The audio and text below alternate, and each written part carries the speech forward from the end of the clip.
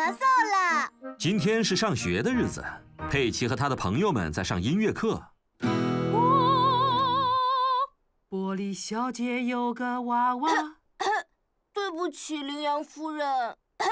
哦，糟糕，佩德罗咳嗽了。你们不要担心，我马上打个电话给棕熊医生。你好，我是棕熊医生。你好，医生，我是羚羊夫人。有个孩子生病了。你不要慌张，我现在就过来看看。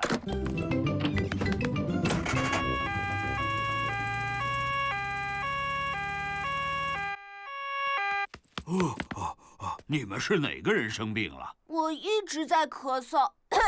我知道了，是没痰的那种咳嗽，还是有痰的那种？我不知道，但是它是这样的。你什么时候开始咳嗽的？就是羚羊夫人开始唱歌的时候。你的咳嗽并不严重，但是佩德罗的咳嗽可能会传染给别人。传染是什么意思呀？当一个人在咳嗽的时候，有时候其他人也会跟着一起咳的。那么我需要吃药吗？只要吃一勺这药就行了。不过这味道可能不太美味哦。这味道就像一只在里面灌满了果酱的旧鞋。太感谢你了，棕熊医生。再见。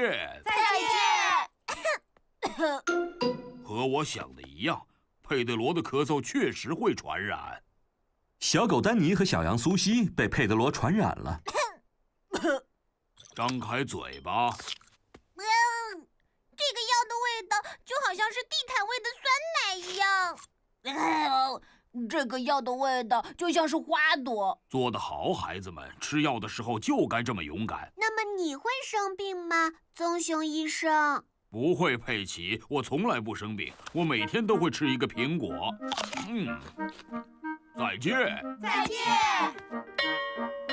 放学的时间到了，家长们都来接孩子回家了。妈妈，爸爸，我今天咳嗽了。棕熊医生刚才已经来给我们看过病了，他还给我们吃了一种很难吃的药。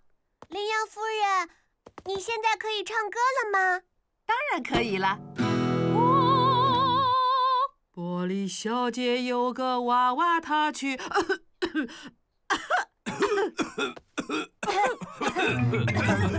哦，糟糕，所有的大人都被佩德罗传染了。你好，我是棕熊医生。我是小猪佩奇。所有的大人都生病了。别太担心，佩奇，我马上就来。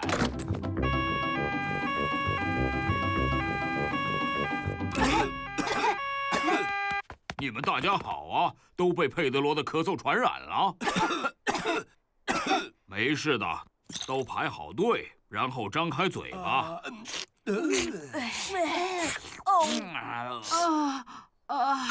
这个味道就像是淡奶糊和旧袜子。谢谢你来为我们看病，棕熊医生。当你生病的时候，谁来照顾你呢？没有人来照顾我，我从不生病。哦，糟糕，就连棕熊医生也被佩德罗传染了。不要太担心。再见。再见。棕熊医生太可怜了，他生病了，但是却没有人去照顾他。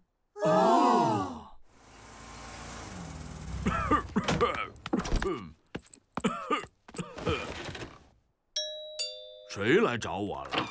你好，我们过来照顾你啦。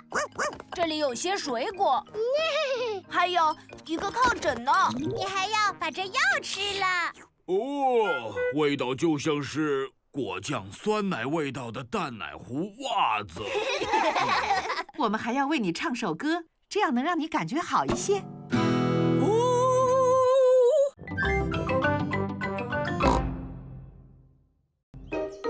做陶器。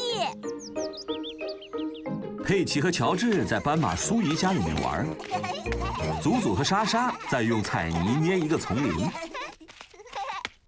乔治用彩泥捏了一只恐龙。佩奇和苏姨在一起玩过家家的游戏。你好啊，猴子先生，你想不想要来喝一杯茶呢？哦，猴子说好的。你知道暗号是什么吗，猴子先生？暗号就是请。哦，可是我们还没有茶具，怎么办？我们可以用那些彩泥来捏一套茶具呀。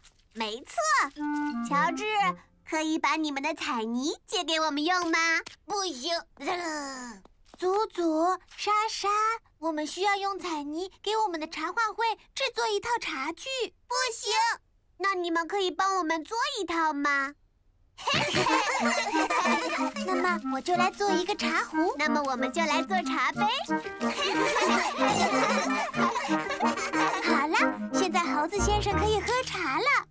哦，这个茶壶实在是太软了，真正的茶具不应该是软软的。我的妈妈可以做一套真的茶具，因为她很会做陶器。妈妈，你能帮我们做一套茶具吗？拜托了。有几个茶杯，还有一个茶壶，然后我们能往里面装水的那种。好的，跟我来。这里就是斑马妈妈做陶器的地方。我们来做一套茶具吧。这是什么东西啊？粘土，所有的陶器都是用这个做的。可这也是软的，就跟彩泥一样。我们要用软的粘土来捏出形状，不过一会儿它们就会变硬了。斑马妈妈在陶艺转盘上面做出了一个茶杯。好了，一个茶杯。哇哦！这个看起来好像非常容易呀。你想来试一下吗？是的，我想试试。粘土摸上去黏糊糊的。全部都弄脏了，怎么办？在陶艺转盘上做一个茶杯，一点也不容易。有一个比较简单的方法做茶杯。首先，我们要把粘土搓成长条形状的，就像这样，像一条扭来扭去的虫子。我是扭来扭去的小虫子，我是扭来扭去的小虫子，我是粘土做的。我今天要做什么？一条扭来扭去的小虫子。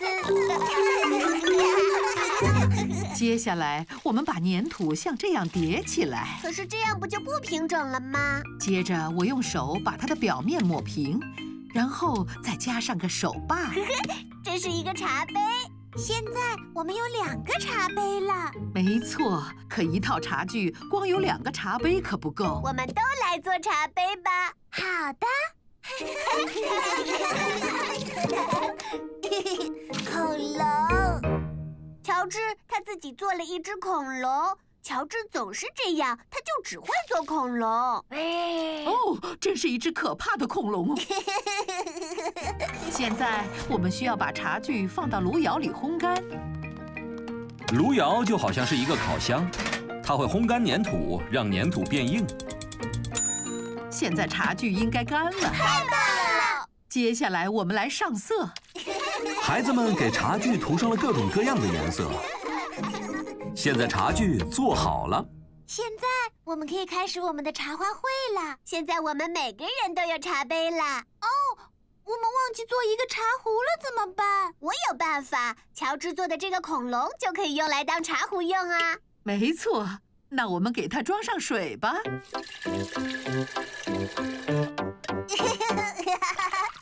这个是世界上最棒最好的茶具组合啦！所有人都知道，有恐龙的那套茶具才是最好的茶具。茶壶。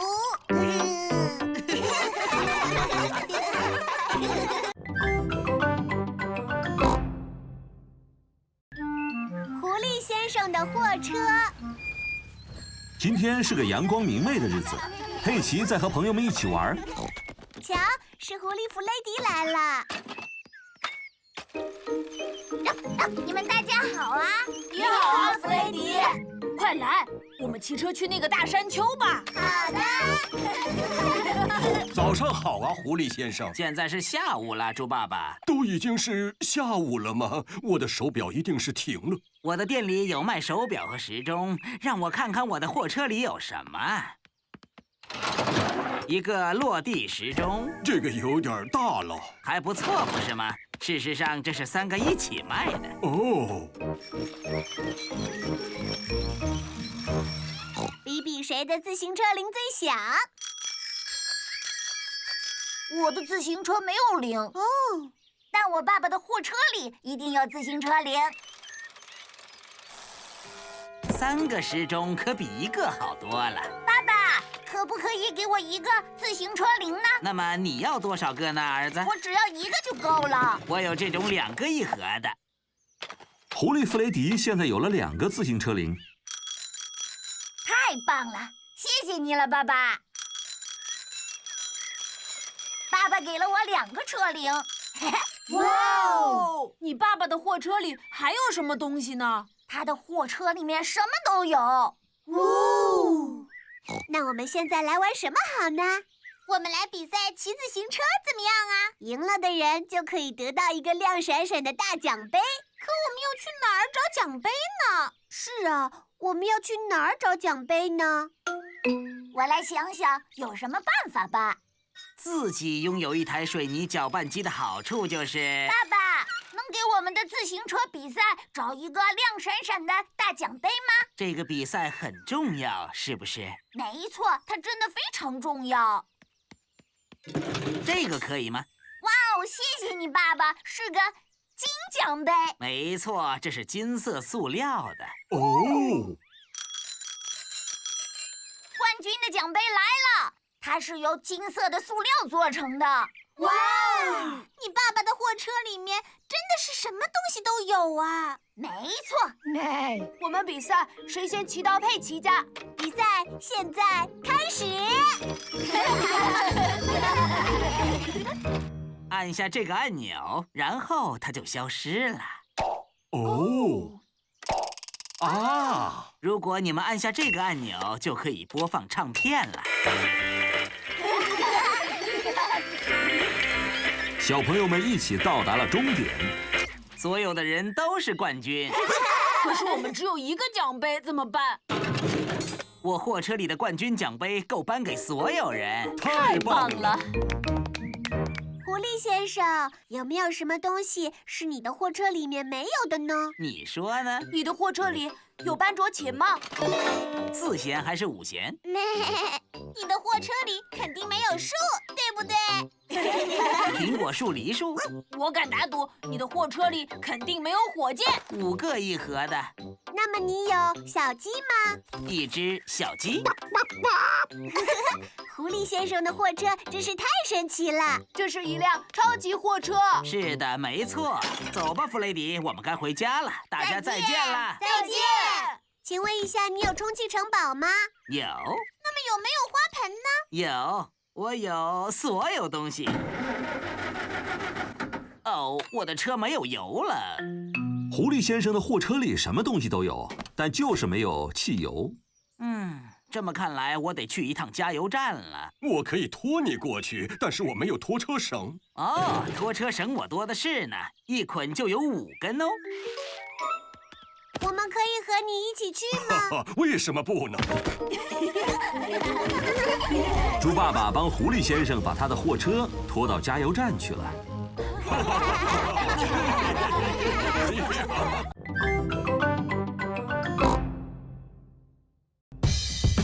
莎莎，哥哥，邦邦交响乐。今天佩奇和朋友们在幼儿园里。孩子们，今天我们要来认识一些乐器，它们会发出沙沙声、咯咯声，还有梆梆声。太棒了！首先，大家先从乐器室里挑一件乐器出来。我拿的是2个鼓，它们叫做邦加鼓。丹尼，你要用你的手这样敲响它们。我拿了一个扁扁的邦加鼓。这个叫做宝斯兰鼓，是爱尔兰的乐器，要用小鼓槌来敲击它，像这样。我拿了一个小手鼓。非常好，佩德罗，你也可以摇一下，像这样。我拿了一个大鼓。哦，这个叫做低音鼓。我不知道这个叫什么，但它是这样发声音的。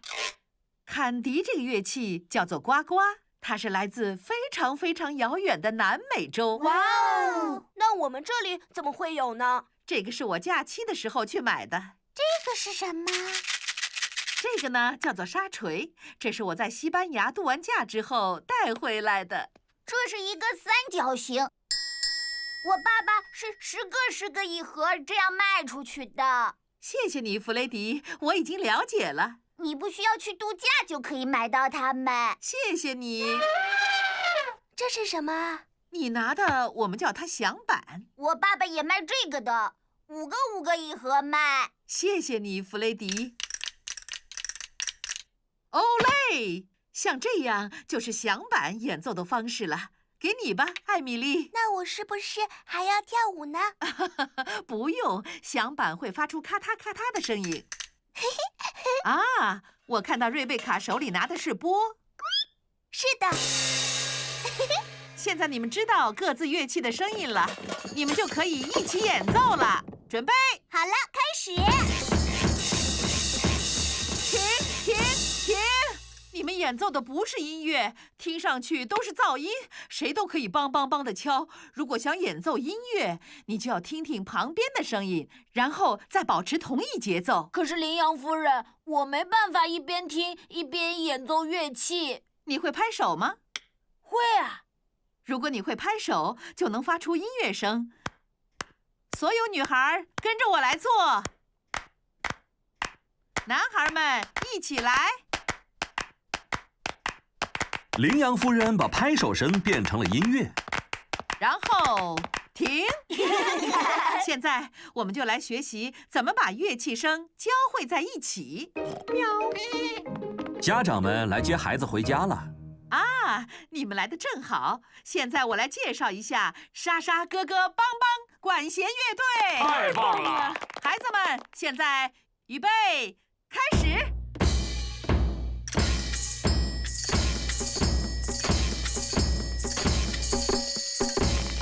太棒了！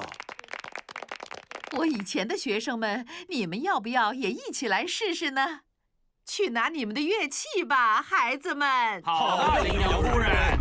羚羊夫人以前也曾教过孩子们的爸爸妈妈。打鼓很难的，爸爸，你要像我这样打鼓才行。那我来试试，我有没有学会吧？爸爸，你居然学会打鼓了！我现在可是很擅长打鼓了。很不错的莎莎哥哥帮帮协奏曲，现在来演奏吧。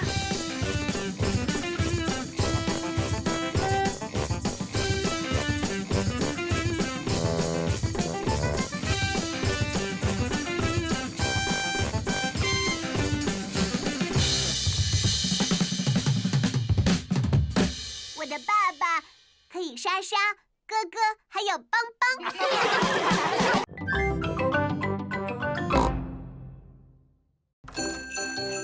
圣诞老人的小屋。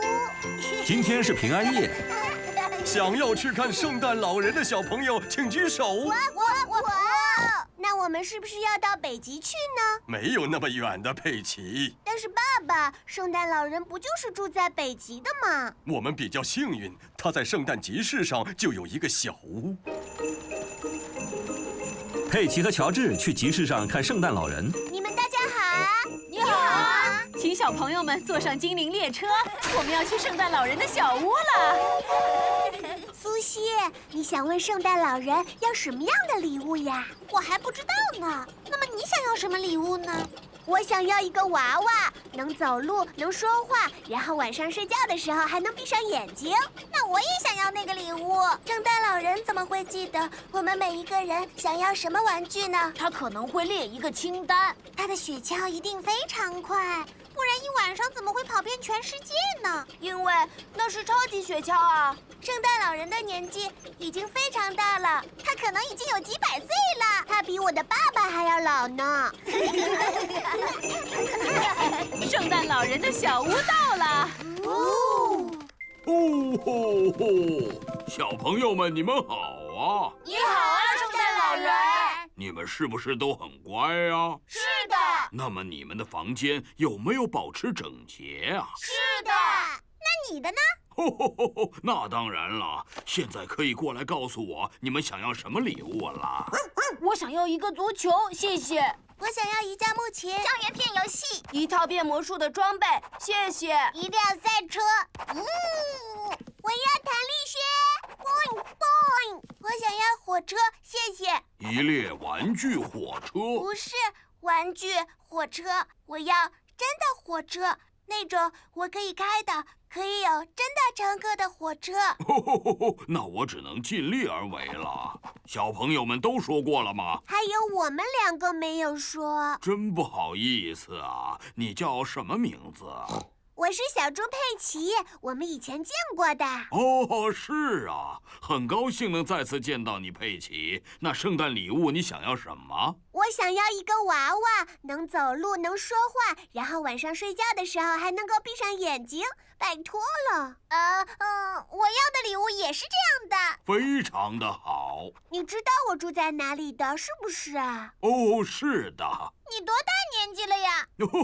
我已经有好几百岁了。我就说吧。再见了，圣诞老人。你们不要忘了给我留一个肉馅派，还有和一杯饮料，我知道的。还要留一根胡萝卜给你的驯鹿。佩奇和他的家人离开圣诞集市，开车回家去了。爸爸，我们为什么要带着这些箱子呢？我们要去猪爷爷和猪奶奶家里过圣诞节。但是那样，圣诞老人就不知道我在哪儿了。不要担心，佩奇，圣诞老人他什么都知道的。奶奶你好，马上就要到圣诞节了。没错，我有个非常重要的任务要交给你们。快来搅拌圣诞布丁，然后许一个愿吧。佩奇和乔治许下了他们的愿望。我想要赛车。哦，别告诉我是什么。这些肉馅派和饮料都是给圣诞老人准备的。还有一根胡萝卜是给驯鹿的。有谁会在晚上的这个时间来呢？我们可是什么都不会买的啊！快乐愉悦问候，节日的指引是圣诞颂歌队。请按下，圣诞节已到了。大家圣诞快乐！佩奇和乔治的睡觉时间到了。我小时候就是睡在这间卧室的。圣诞老人知道猪爷爷和猪奶奶住在哪里，是不是呀？哦，是的，他已经来过这里很多次了。晚安了，佩奇。晚安了，乔治。佩奇和乔治已经睡着了。等他们醒来，就到圣诞节了。圣诞老人的来访。今天是圣诞节，现在还很早。佩奇和他的家人在猪爷爷和猪奶奶家过夜。乔治，快点醒醒！圣诞老人来过了，是泡泡器和漫画，还有一个橘子。爸爸妈妈，今天是圣诞节啦！什么？时间还很早呢，佩奇。你们去跟猪爷爷还有猪奶奶说圣诞快乐吧。爷爷奶奶，不要慌张，都到甲板上来。今天是圣诞节啦！现在才刚刚凌晨3点而已呀。但圣诞老人来过了，我们能看看他还在不在吗？不在，圣诞老人已经走了。瞧，胡萝卜、饮料还有肉馅派都已经吃完了。他只留了一点碎屑。是啊，圣诞老人喜欢吃美味的肉馅派。圣诞树的下面还有很多礼物呢。我向圣诞老人要了一个娃娃，我现在能打开看一下吗？等吃完圣诞午餐之后，再把这些圣诞礼物打开吧。哦，好的。佩奇和他的家人正在吃圣诞午餐。我们来拉圣诞拉炮吧。你们看呐，这里面有一顶纸帽子，还有派对喇叭，还有一个笑话，什么东西在天空中晃荡？这个我不知道。一架直升机呀！这个圣诞布丁真的很美味啊！是佩奇和乔治帮我一起做的。是我和乔治搅拌的。那你有没有许过愿望啊？是的，我许的是……别告诉我们。我们去把礼物打开吧。太好了！这个是要给乔治的。真的是一辆赛车啊！这个看上去好像很复杂呀。让我来看看吧。这块放在这里，然后这块放这里，接着车子放在这里。我们来比赛吧！各就位，预备，开始！猪爷爷和猪爸爸玩赛车玩得很开心。那不是乔治的赛车吗？我看乔治玩那个盒子玩得更开心。这个是给你的礼物，猪爸爸。啊，是袜子。我的也是袜子。袜子。所以最后这份礼物一定是给我向圣诞老人要了一个娃娃，能走能说，睡觉的时候还能闭上眼睛。哦，是鸟食。鸟食。看来这份礼物是给鹦鹉波利的。但这是最后一份礼物了，圣诞老人肯定是把我给忘了。你好，请问我可不可以和佩奇说话呢？佩奇，小羊苏西找你。你好啊，苏西。你拿到你的娃娃了吗？没有。我的拿到了。它可以哭，可以笑，可以睡觉时闭眼，它什么都能做。圣诞老人把我的礼物给你了？不是的，标签上写着给小羊苏西。圣诞老人肯定是把我给忘了。圣诞老人正在回家的路上。今年的最后一批圣诞礼物也送出去了。哦，我的麻袋里好像还有什么东西呢。圣诞老人怎么会忘了你了？我没有做一个好孩子，是不是呀？圣诞老人。你好啊。他是从我家烟囱进来的。当然是这样的，奶奶。这是给你的礼物，佩奇。对不起，有点晚了。我的娃娃，谢谢你，圣诞老人。你要来点圣诞布丁吗？这是我和乔治搅拌的，我们还对着它许愿了。很好吃。我当时许的愿望就是在圣诞节那天能见到圣诞老人。你真的出现了！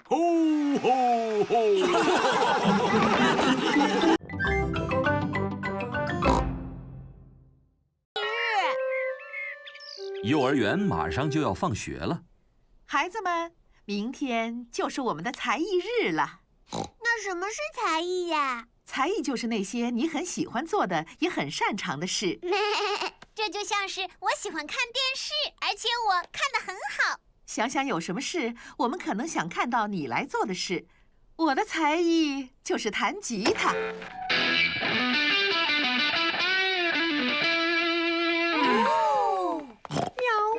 家长们来接孩子们回家了。不要忘了好好想想，有什么才艺可以在明天表演。佩奇和乔治该睡觉了。我现在还不可以睡觉。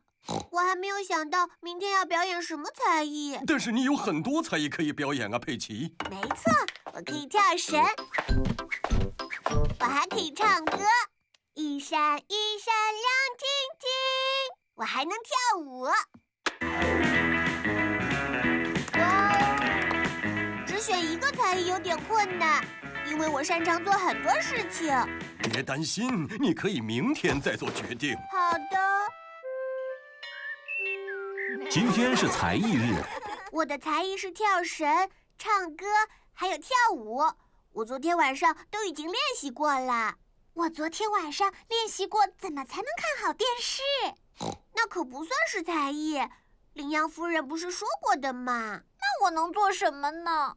谁愿意第一个来给我们表演才艺呢？小狗丹尼，我可以表演打鼓。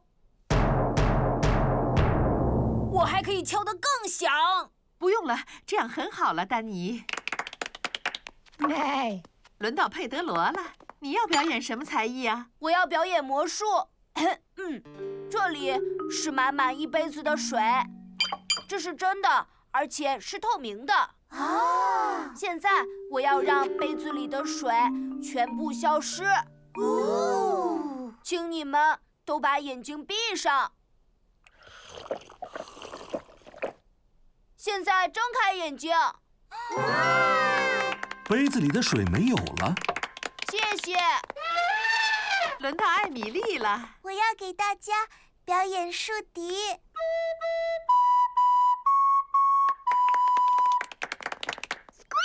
你的才艺是什么，瑞贝卡？我可以用鼻子发出特别的声音，只有我踮起脚尖才能发出刚才的声音。他的才艺好厉害呀！没错，那我该表演什么？坎迪，你的才艺是什么？跳绳。我也准备要表演跳绳的，不过我还可以表演跳舞和唱歌呢。我的才艺是唱歌，一闪一闪亮晶晶。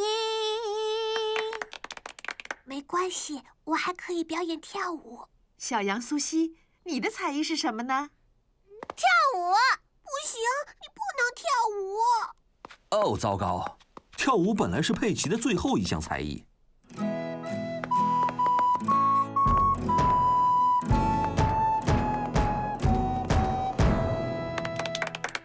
刚才你们大家表现得很好，而且你们选择了各种不同的才艺来表演。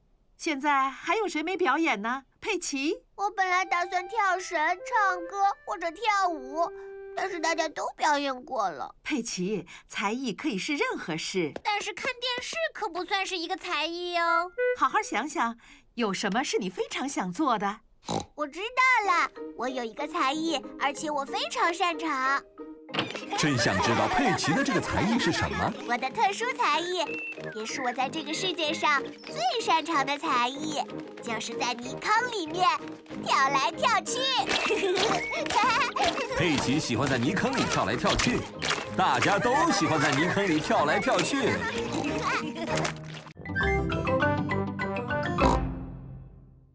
主佩奇。佩奇和乔治已经睡着了。完了，我的孩子们。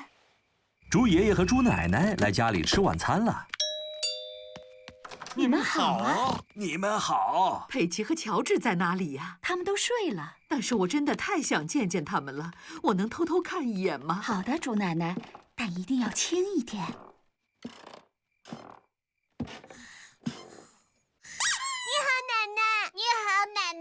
你们好，我的小宝贝儿们，你们现在该睡觉了。给我们讲个故事吧。好的，但是你们两个一定要保证听完马上就睡觉。我们会睡觉的，只要你给我们讲故事。好的，很久很久以前，有一只小马，它叫做佩德罗，然后它找到了一颗魔豆。哦，没错。接着，佩德罗种下魔豆，魔豆发芽长大，变成了巨大的豆茎，豆茎高耸入云。说的没错。佩德罗爬到豆茎的最上面，然后发现了一个非常可怕的大怪物。但是我不想听这个了，我想要听公主的故事。哦，好的。然后佩德罗找到了一位漂亮的公主佩奇和乔治爵士，一个勇敢的骑士，还有一个厨师，他能做出最好吃的巧克力蛋糕，对吧？猪爸爸、猪爷爷和猪妈妈在等猪奶奶吃晚餐。我要上去看看猪奶奶怎么还不下来。之后的故事是什么样的？淘气的猪奶奶，你怎么把小家伙们吵醒了？我们已经保证过了。故事结束就去睡觉，爷爷。我很擅长讲故事的结尾，猪奶奶，你先到下面等着吧，我不会太久的。有一个男孩，还有一颗豆茎，以及一位美丽的公主，勇敢的骑士，还有会做美味食物的厨师。好吧，等他们吃完了美味的晚餐，每个人都睡着了。故事结束了，然后他们又醒过来了。一个巫师过来了。一个巫师？是的，一个巫师，他会表演很多神奇的魔术。啊，然后呢？然后又过来了一条可怕的龙。猪奶奶、猪爸爸和猪妈妈仍然在等着吃晚餐。猪爷爷的睡前故事好像也不太管用。我可是很擅长讲睡前故事的，我可以马上就让他们睡着。一条可怕的龙！佩奇、乔治，回去睡觉。可是现在爷爷的故事还没有讲完呢，爸爸。我来把故事讲完，我马上就会下去的。好吧，故事里有男孩、一颗豆茎、一座城堡、一位美丽的公主、一位勇敢的骑士，还有厨师、巫师和可怕的龙。还有一个非常饿的国王。所以他们饱餐了一顿，然后从此过上了幸福的生活。故事结束了。然后他们开了一个派对。哦，他们所有的朋友都来了。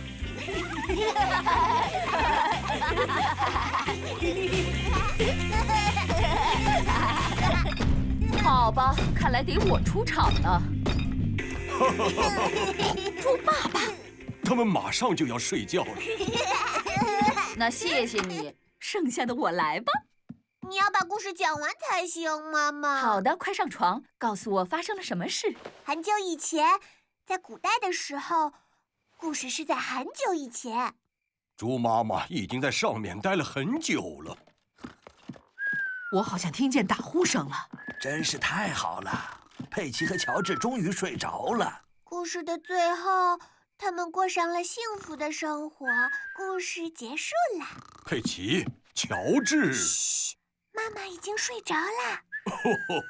现在看来，我们的公主佩奇才是最会讲睡前故事的。说的没错，就是我。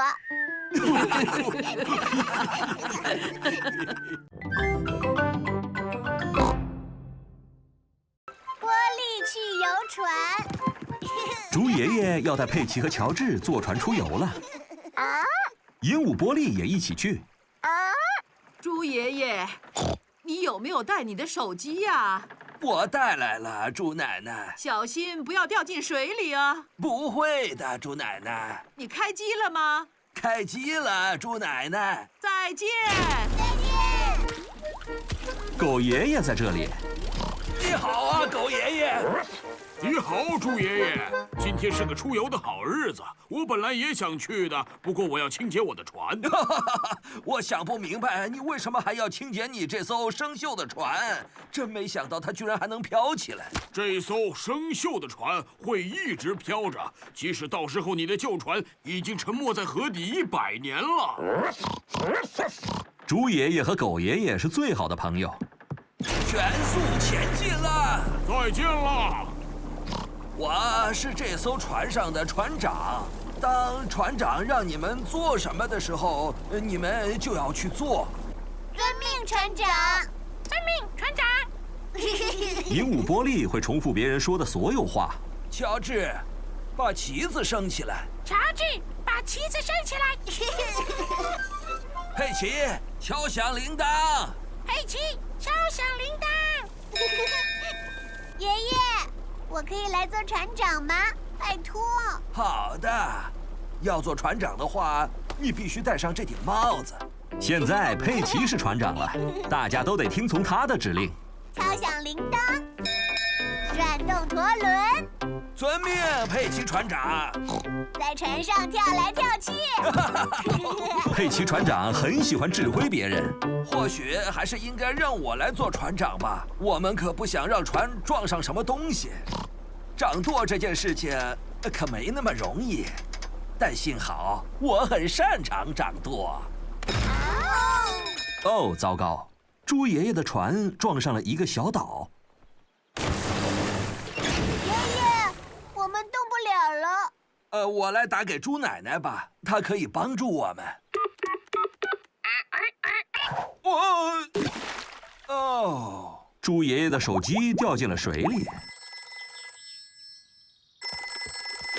你好，我是猪奶奶。你好，你好，你好。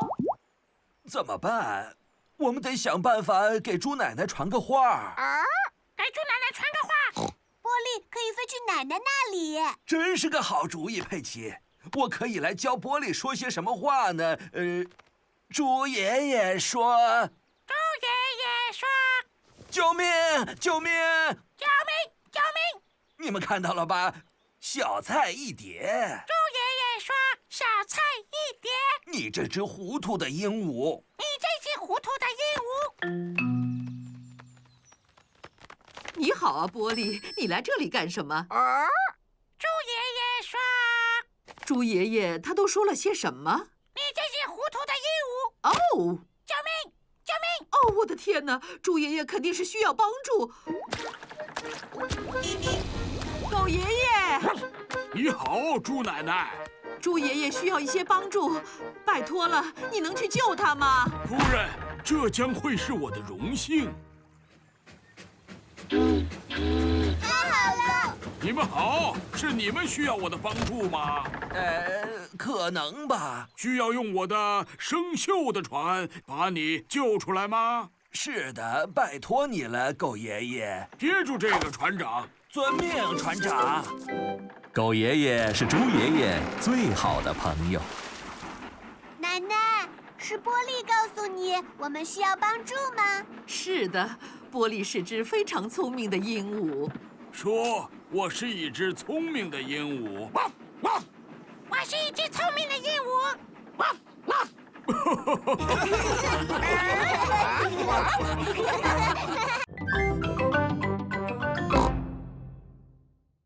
土豆先生来小镇了。上下上。佩奇和家人们在看土豆先生的电视节目。下上下上。我喜欢看这些关于减肥的电视节目。下。现在你们看，这是我收到的一些很不错的图片。这个是一只苹果。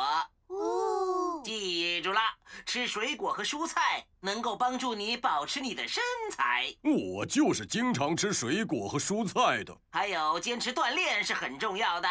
今天我的新的运动中心要在小镇里开业，欢迎前来。妈妈，我们能去看看土豆先生吗？去看土豆先生的路可有点远呢，佩奇。他可不是普通的土豆。他是我们的土豆先生呀，我们可以过去看看他吗？妈妈，拜托啊！哦，那好吧。太好了！大家都来新开的运动中心看土豆先生。是啊。看，土豆先生来了！土豆先生！哦，原来是佩奇来了。哦，你们大家好。你好，佩奇。苏西以为你是土豆先生呢。我看上去一点都不像土豆先生。没错，你的个头太大了。土豆先生的个头可比我还大呢。才没有呢，他只是一个土豆，而土豆就只有这么大。看呐，土豆先生来了。土豆先生来到了小镇。请欢迎你们的朋友，我土豆先生吧。大的一个土豆啊！我宣布这个运动中心开业。非常的不错，我们必须都运动起来，而且每天都要吃水果和蔬菜。我们该吃哪些呢，土豆先生？苹果、橙子、胡萝卜、番茄，还有土豆。你为什么不像那些正常的土豆那样小？因为它并不是一个正常的土豆。你看，它还有腿呢。正常的土豆是不会有腿的，它是一个超级土豆。我们每天早上都看你的节目。非常好，记得把你们的话都寄给我。我们会的。佩奇和他的朋友们在幼儿园。孩子们，今天我们要来为土豆先生画一张画。好的。我画了一个菠萝。我画了一根胡萝卜。画得很好。你画的是什么，艾米丽？一颗豆子。真不错。那佩德罗呢？我画的是超级土豆。哦，我知道了。乔治画了一个非常好看的番茄。佩奇，你画的是什么蔬菜呢？我画的是爸爸看电视的样子。哦，真不错。现在我们把所有的画放到信封里，然后把它寄给土豆先生。现在是早上，正好是土豆先生的节目时间。请欢迎你们大家的朋友，我土豆先生吧。我们把自己画的画放在了信封里，寄给了土豆先生。收到佩奇的信了吗？爸爸，他听不到你说话的，他现在在电视里呢。哦，是的，当然了。我收到了一封信，里面放了很多话。这个番茄看上去非常好吃。那是乔治画的番茄。干得好，乔治！但是这一幅画来自小猪佩奇，是我最喜欢的一幅。哇哦，那幅画是我画的。上面画着猪爸爸正在看电视。看上去猪爸爸需要多进行锻炼才行。哎，什么呀？来吧，猪爸爸，我们来上上下下的跳一跳吧。哦，那好吧。上下上下。猪爸爸喜欢上上下下的跳，大家都喜欢上上下下的跳。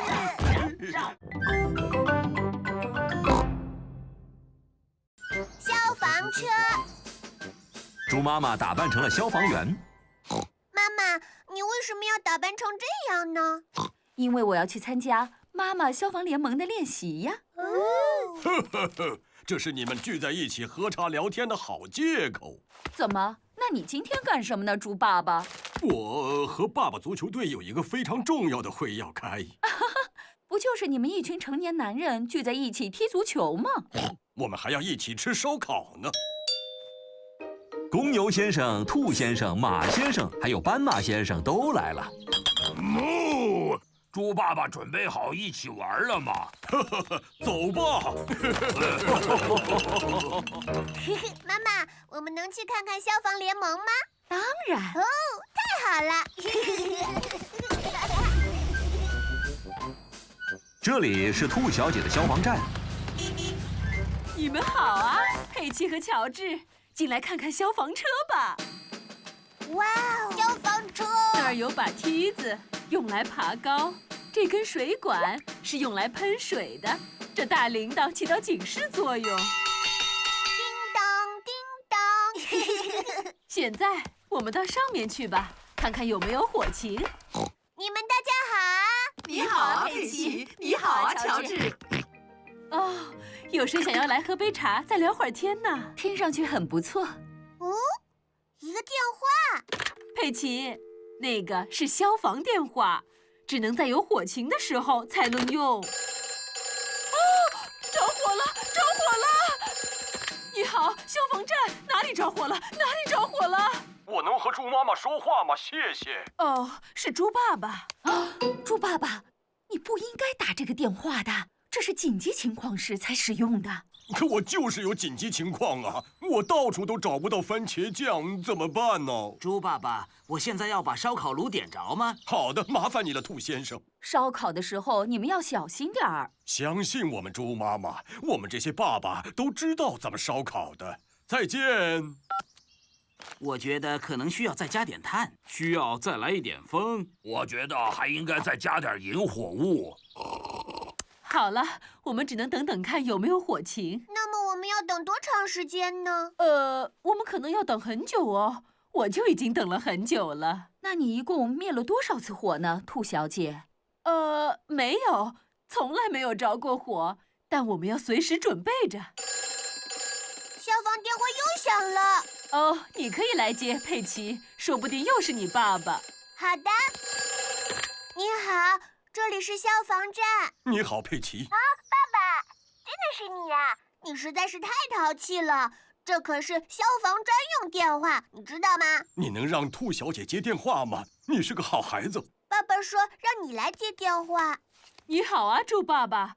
这个电话是消防专用的，只能是……着火了！着火了！哦，糟糕！猪爸爸的烧烤炉着火了！着火了！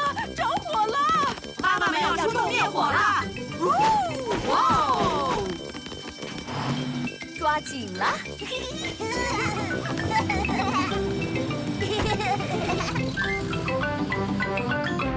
火了！救火了！叮当叮当！兔小姐的消防车来了，太好了！快往后退，爸爸们！狗妈妈，打开消防车的水。好的，猪妈妈。火被扑灭了。太好了！谢谢你救了我们，兔小姐。不用客气，这些都是我们应该做的。这是妈妈消防联盟该做的。多亏了兔小姐好心的用水浇了我们的花园。这样我们就可以在这些泥坑里跳来跳去了。是的。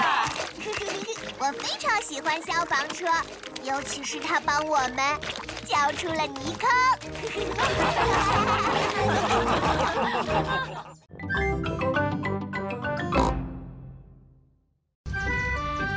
丹尼的海盗派对。今天是小狗丹尼的生日，他要举办一个生日派对。哟吼吼！大家都打扮成了海盗的样子。哟吼吼！佩德罗打扮成了牛仔的样子。哟吼！你们好啊，我的小宝贝们！就连狗爷爷也打扮成了海盗的样子。你好啊，狗爷爷。叫我大胡子狗。你好啊，大胡子狗。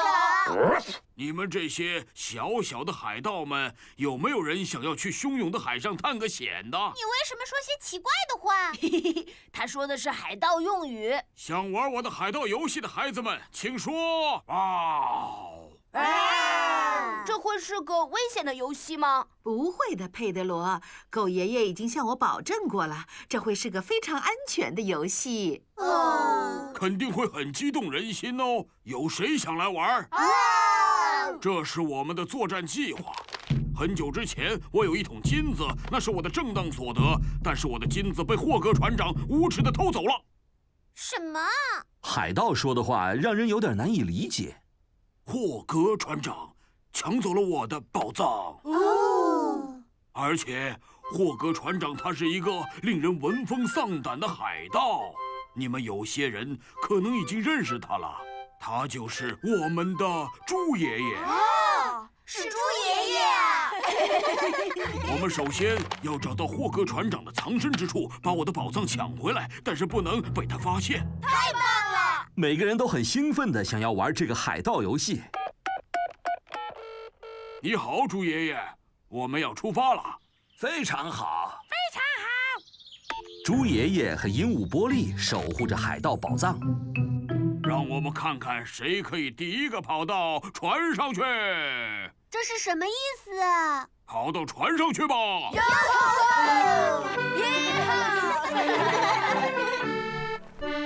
站好了，把你们的救生衣穿上。在狗爷爷的船上，所有的孩子都得穿上救生衣。那个狡猾的大胡子狗应该快到了吧？你可以先喝杯热茶，猪爷爷。哦，谢谢你，猪奶奶。终于要出发了，大家都准备好了吗？大胡子狗先生，我想去一下厕所，可以吗？我也要去，我也要去，我也要去，我也要去，我也要去。怎么这么久还没到啊？你好啊，狗爷爷，你刚才不是说已经出发了吗？是的，是的，我们快要到了。要把我的船员们聚起来太不容易了。现在起锚了，全速前进！遵命，大胡子狗。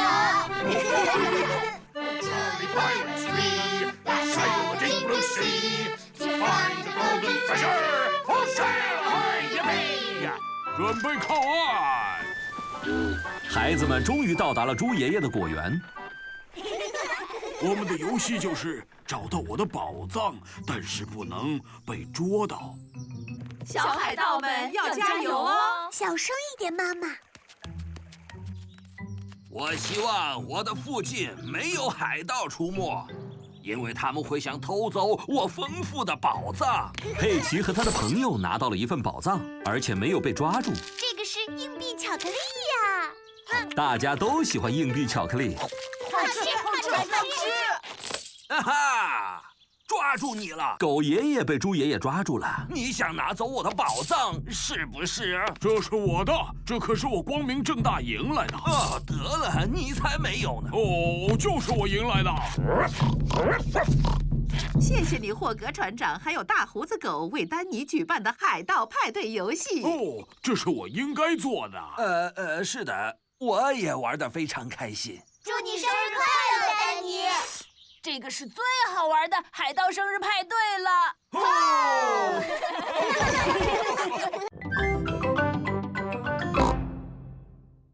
毛驴带分。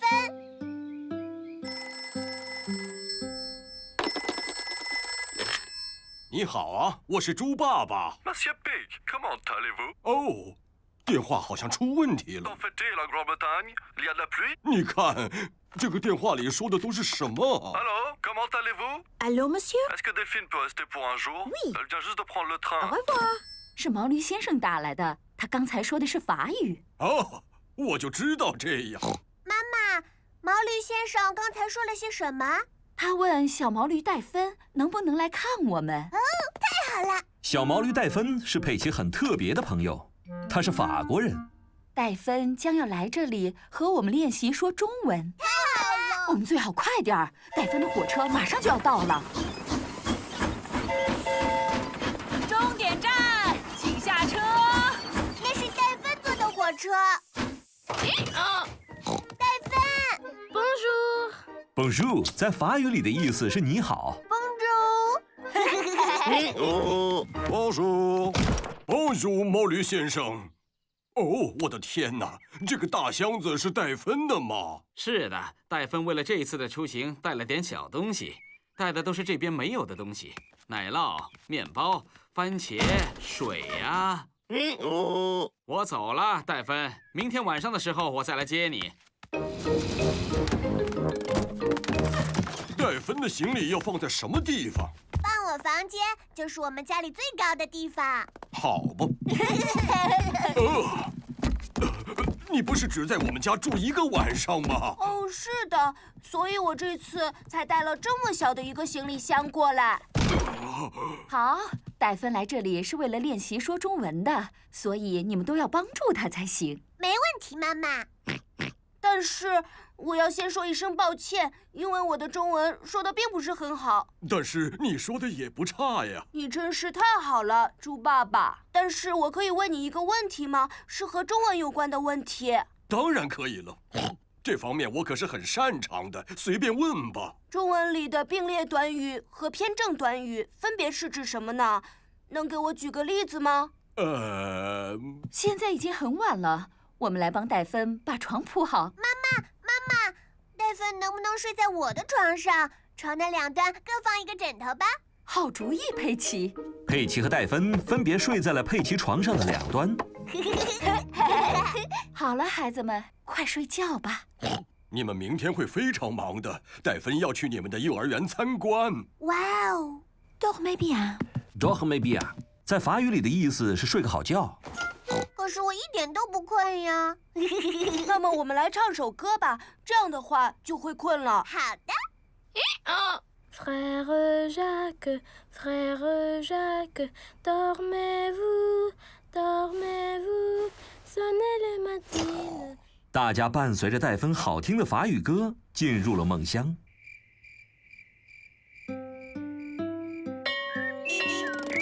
戴芬来参观佩奇的幼儿园了。羚羊夫人，这位是我的法国朋友，小毛驴戴芬。Bonjour。